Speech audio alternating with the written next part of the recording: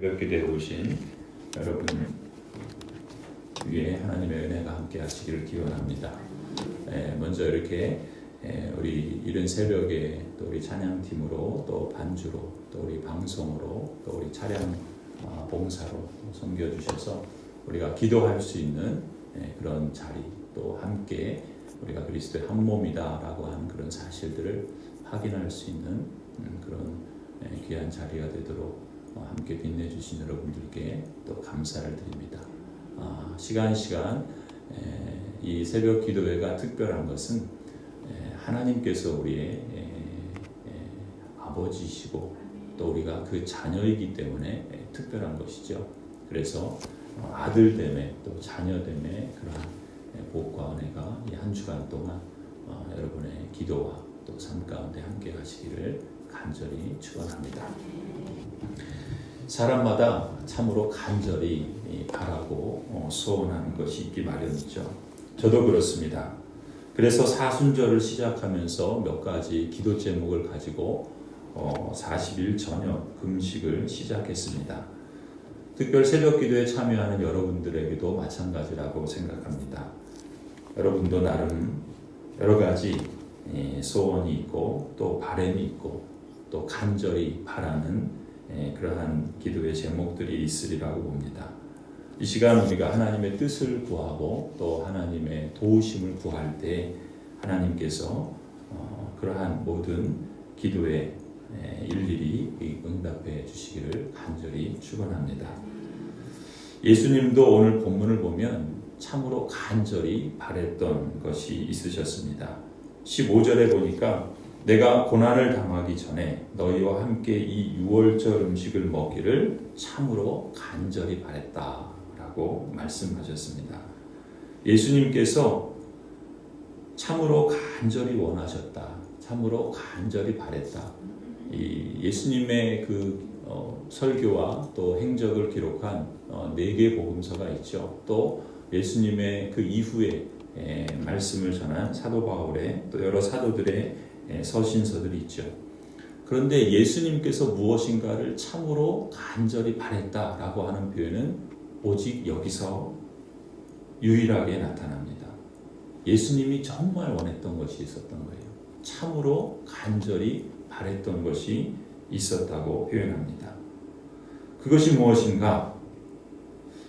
아니, 그 이전에 예수님은 왜 이토록 제자들과 함께 유월절 먹기를 참으로 간절히 바랐던 것일까? 예수님께서 이렇게 말씀하셨던 2가지 이유를 우리가 오늘 살펴보고자 합니다. 첫 번째로 예수님께서 제자들과 함께 유월절 음식 먹는 것, 이날 이 음식 먹는 것을 참으로 간절히 바랬던 것은 예수님의 생애에 있어서 마지막 날이었기 때문에 그렇습니다. 16절에 보면은 예수님이 이렇게 말씀하시죠. 유월절이 하나님의 나라에서 이루어질 때까지 나는 다시는 유월절 음식을 먹지 않을 것이다. 18절에도 나는 이제부터 하나님의 나라가 올 때까지 포도나무 열매에서 난 것을 절대로 마시지 않을 것이다 라고 말씀합니다. 유월절 먹는 날을 더 이상 하지 않겠다. 하나님의 나라가 올 때까지, 하나님의 나라가 이루어질 때까지 다시는 먹거나 마시지 않을 것이다. 예수님께서 지금 제자들과 유월절 음식을 먹는 날은 이 날이 마지막 날이었다라는 것입니다. 그래서 예수님은 이토록 간절히 이 음식 먹기를, 제자들과 함께 먹기를 간절히 바라셨던 것이죠. 유월절은 우리가 아는 것처럼 하나님께서 당신의 택하신 백성들을 애굽의 종살이에서 건져내신, 구원하신 날이죠. 구원의 날이고 해방의 날이고, 유월절을 지키면서 예수님은 제자들과 마지막 유월절 만찬을 드십니다. 그들이 먹는 유월절 만찬 때 희생의 제물로 먹는 유월절 어린 양은 다름 아닌 예수님 자신이었습니다.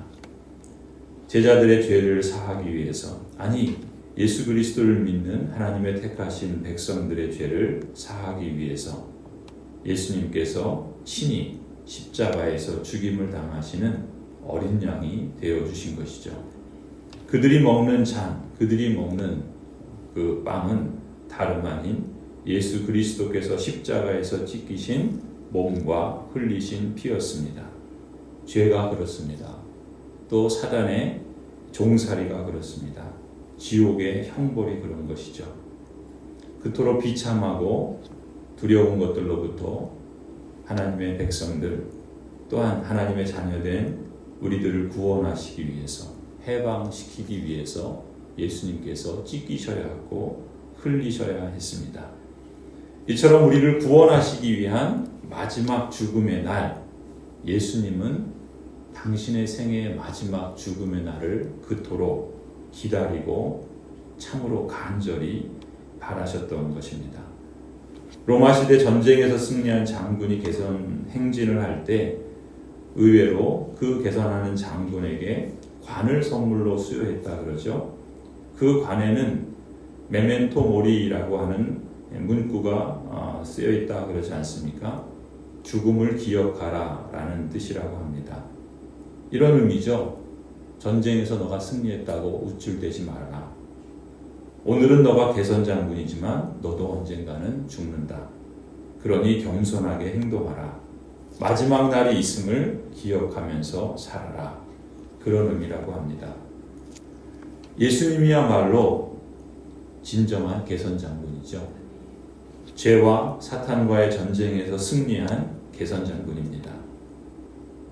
그런데 예수님은 어쩌면 태어나는 순간부터 이 땅에 사셨던 30여 년의 생애를 마치는 순간까지 예수님은 생애의 마지막 자신의 죽음을 바라보면서 그 죽음을 간절히 바라고 기다렸던 것을 주목할 필요가 있습니다.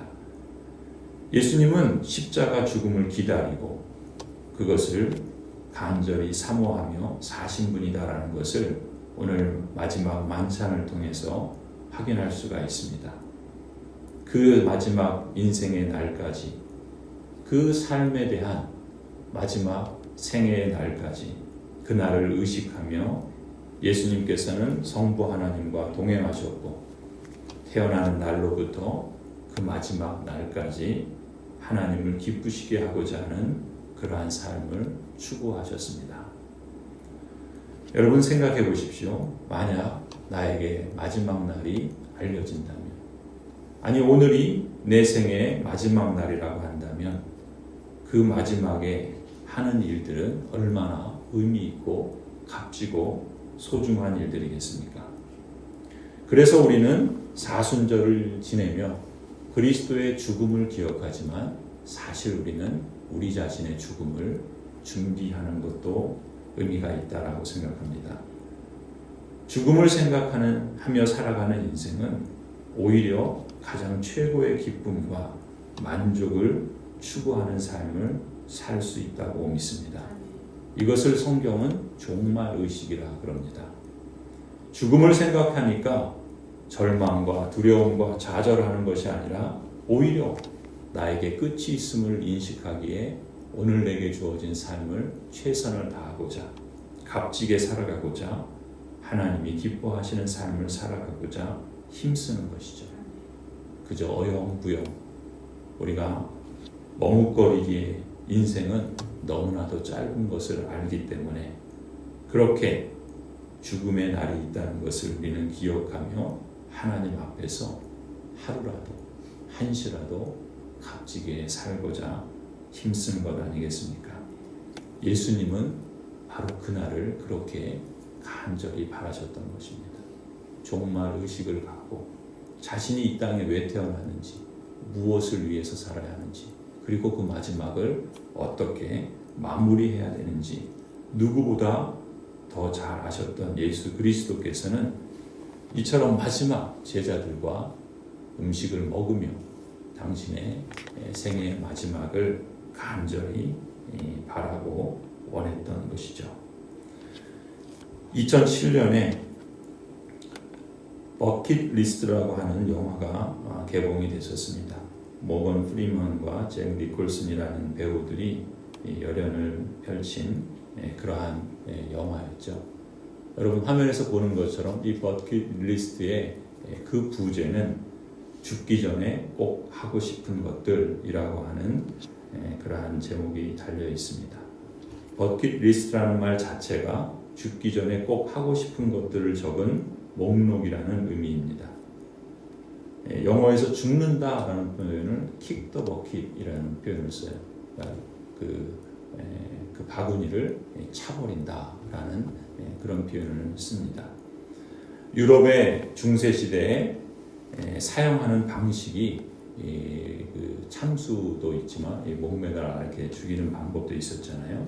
그 목에 줄을 맨 다음에 딛고 서 있는 그 바구니를 차버리면 그러면 죽음을 맞이하게 되지 않습니까? 그래서 kick the bucket이라는 말은 영어에서 죽는다 그런 의미로 사용한다는 것이죠. 이 버킷리스트라는 영화에 보면 여러분 포스터에 있는 흑인 배우인 이 모건 프리만이 잭 니콜슨에게 이런 질문을 합니다. 자네의 인생에서 기쁨을 찾았는가?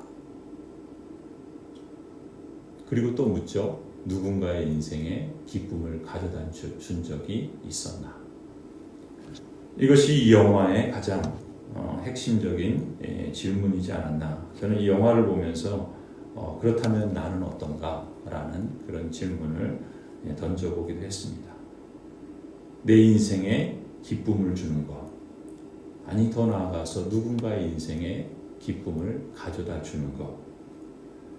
우리는 지난 30일 동안에 참여했던 사순절 믿음의 도전 그리고 오늘부터 시작되는 고난주간 새벽 기도회를 시작하면서 오늘 우리가 갖고 있는 제목들 또 우리가 하나님께 아뢰는 여러 가지 소원들이 이런 시도가 되기를 바랍니다. 내 인생에 기쁨을 주는 것이 무엇인가? 누군가의 인생에게 기쁨을 가져다 주는 것이 무엇인가? 나의 바람과 내가 참으로 진정으로 바라는 것이 바로 이런 것이라면 얼마나 값지고 의미 있고 또 소중한 것이겠습니까? 무엇보다 우리의 창조주시오 우리의 주님이신 하나님께 기쁨을 올려드릴 수 있다면 그것이야말로 내 인생의 참된 기쁨이라는 사실을 우리가 이 고난주간 한 주간을 통해서 또 앞으로의 생애를 통해서 더욱 실감하고 체험할 수 있는 그러한 삶이 되기를 간절히 소원합니다. 두 번째로 예수님께서 왜 이토록 유월절 먹기를 참으로 간절히 바라신 걸까? 이날은 예수님의 생애의 마지막 날이기도 했지만 사실 이날은 또한 새로운 시작의 날이었기 때문에 그렇습니다. 구약 성경에서 유월절은 앞서 말씀드린 것처럼 출애굽을 기념하고 감사하기 위한 유대교의 절기였죠. 하지만 예수님께서 제자들과 함께한 이 유월절은 하나님의 새로운 언약 백성, 하나님의 친백성들과 새롭게 맺으시는 새 언약, 그래서 세워지는 새 역사의 출발점이기 때문에 그렇습니다. 새 언약의 유월절은 과거 구약의 출애굽의 이스라엘 민족의 해방과는 비교할 수 없는 전 인류 전체의 역사를 새롭게 시작하는 최대의 날이라고 할 수 있습니다. 모든 역사는 우리가 주전, 주후라고 부르는 것처럼 BC, AD라고 부르는 것처럼 사실 역사는 영어의 그 단어 표현처럼 하나님의 이야기이고 그리고 모든 역사는 바로 예수 그리스도를 향해서 나아갔고 그리고 그날을 기점으로 해서 예수 그리스도께서 다시 오실 날을 향하여 나아가고 있는 것입니다. 그런데 바로 그러한 역사의 기점, 새로운 역사를 시작하는 출발점의 날이 바로 이 날인 것이죠. 예수 그리스도의 십자가에 죽으시는 날. 그 날이야말로 바로 새 역사의 시작을 알리는 날이었기 때문에 예수님께서는 제자들과 함께 유월절 음식 먹기를 참으로 바라고 원하셨던 것입니다. 예수님께서 유월절 어린 양으로서 대속의 희생 제물이 되심으로 온 세상을 구원하시는 구원의 날을 시작하신 것이죠. 죄의 저주인 사망에서 생명으로 여러분을 그리고 나를 구원하시고 옮기시기 위해서 시작하신 새로운 시작의 날. 내가 사랑하는 남편과 아내와 자녀들과 친구와 이웃에게 지옥의 형벌에서 천국의 생명으로 축복하시는 새로운 시작의 날이었던 것입니다. 사실 그러나 예수님은 그날이 가장 극심한 고난의 날이라는 것을 아셨습니다. 우리의 기다림처럼 예수님은 즐거운 날을 기다린 것이 아니었죠. 당신께서 고통 가운데 죽으시는 날이었기 때문에 그렇습니다. 그래서 예수님도 이 잔을 당신에게서 지나가게 해주시기를 3번씩이나 기도하실 정도로 그날은 예수님 자신에게도 고통스러운 날이었습니다. 하지만 그것을 알면서도, 그것을 아셨기 때문에 제자들과 마지막 6월절 만찬을 그렇게도 원하고 바라셨던 것이죠. 그래서 십자가 죽음의 고통을 앞두고서도 17절에 보면은 예수님은 잔을 들고 감사의 기도를 드리십니다. 이 잔이 새 언약의 잔이기 때문에 당신의 피를 쏟음으로 하나님의 백성들을 위하여 붓는 새 역사를 시작하는 언약의 피이기 때문에 당신의 피를 쏟는, 당신의 피를 붓는 그 이름에도 불구하고 하나님께 감사를 드리신 것이죠. 19절도 보면 빵을 들고 예수님은 또 감사를 하십니다. 이것은 너희를 위하여 주는 내 몸이다. 너희가 이것을 행하여 나를 기억하라 하시며 당신의 몸이 찢겨 죽는 일임에도 불구하고 예수님은 하나님 아버지께 감사를 드립니다. 심지어 가장 가까이에서 3년 동안 동고동락했던 제자들 중에 한 사람이 바로 이 성찬의 마지막 그 만찬의 자리에서 예수님을 배신하고 팔아넘길 것을 아심에도 불구하고 예수님은 감사를 드립니다. 그날을 정말 바라셨던 것이죠. 그날을 참으로 간절히 원하셨던 것입니다. 그것은 바로 그 배신과 그 불의와 부정의와 그 죄 때문에 고통하고 죽어가는 인생을 구원하시는 시작의 날이기 때문에 그렇죠. 죽음의 공포에서 생명의 해방으로 살리는 구원의 역사를 시작하는 날이기 때문에 그렇습니다. 성도 여러분, 우리가 예수 그리스도의 십자가를 기억하고 기념한다는 것, 그러한 그리스도인으로서 오늘 우리 각자에게도 예수 그리스도는 새로운 역사를 이미 시작하셨다는 것을 잊지 마십시다. 비록 우리의 인생 여정에 고난이 있고 눈물이 있고 아픔이 있습니다. 그러나 예수님의 그 고통만큼은 아니죠. 어쩌면 예수님의 진정한 고통은 죽음의 두려움과 고통도 있었지만 하나님 아버지로부터 끊겨나가는, 하나님과 단절되는 그러한 고통이 가장 컸으리라고 봅니다. 그래서 예수님은 마지막 십자가에서 나의 하나님 어찌하여 나를 버리십니까? 라고 부르짖고 절규하셨던 것 아니겠습니까? 그러나 그리스도의 그 절규가, 그리스도의 그 고통과 그 아픔이 이미 그 하나님으로부터 끊어져 있던 우리를 하나님과 연결시키고 또 하나님의 백성으로, 자녀로 새롭게 시작하게 하셨던 것이죠. 예수님은 그것 때문에 감사하셨던 것입니다. 당신의 고난을 통해, 당신의 순종을 통해 이루어내실 그 결과를, 그 영광을 예수님께서는 바라보시면서 인내로서 그 순종의 길을 가셨고 그리고 영광에 도달하신 것이죠. 성도 여러분, 바로 그러한 하나님의 크신 그 역사하심을 고난주간을 우리가 보내며 더욱 우리 마음에 새길 수 있기를 소원합니다. 그래서 우리의 인생에도 고난과 눈물과 아픔이 있을 때에도 우리도 그리스도를 따라서 감사할 수 있는 자리에까지 자라가고 발전할 수 있으면 좋겠습니다. 그러한 고난의 자리에서, 아픔의 자리에서 우리도 주님을 따라 하나님의 뜻을 구하고 하나님의 나라를 이루어 갈 수 있도록 하나님의 도우심을 의지하면서 그렇게 우리의 삶을 새롭게 시작한다면 그 여정 속에 우리의 살을 찢고 피 같은 눈물을 흘리는 일이 있다 할지라도 우리도 감사할 수 있지 않을까요? 우리도 예수님처럼 그 마지막 그 삶의 자리에서 참으로 간절히 원하고 바랬던 그 감격 속에 주님을 만날 수 있지 않을까요? 저와 여러분이 이 믿음의 복이 있기를 소원합니다.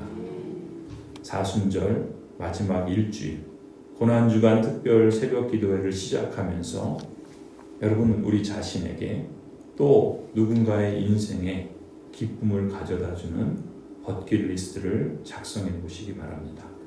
무엇보다 예수 그리스도의 십자가를 기념하는 사람으로서 하나님에게 기쁨을 가져다주는 삶이 어떤 것일까, 무엇일까 그것을 찾아보고 또 그것을 추구해 보시기를 권해드립니다.